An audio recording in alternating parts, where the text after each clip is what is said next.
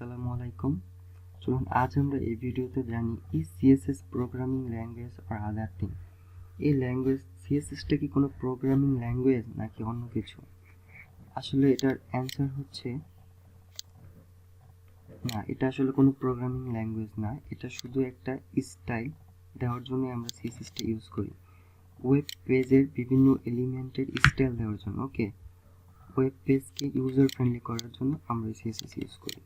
Web পেজের বিভিন্ন এলিমেন্টের কি কালার হবে ইতিমধ্যে আপনারা জানেন, ওকে, জানেন যদি আগের ভিডিওগুলো দেখে থাকেন।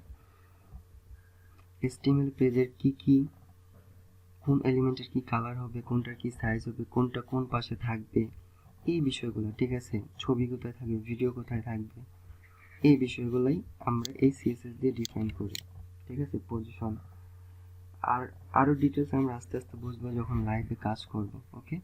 তো এটা নিয়ে কখনোই কনফিউজ হয় না, আসলে এটা কোনো প্রোগ্রামিং ল্যাঙ্গুয়েজ না, এটা শুধু স্টাইলের জন্য আমরা ইউজ করি।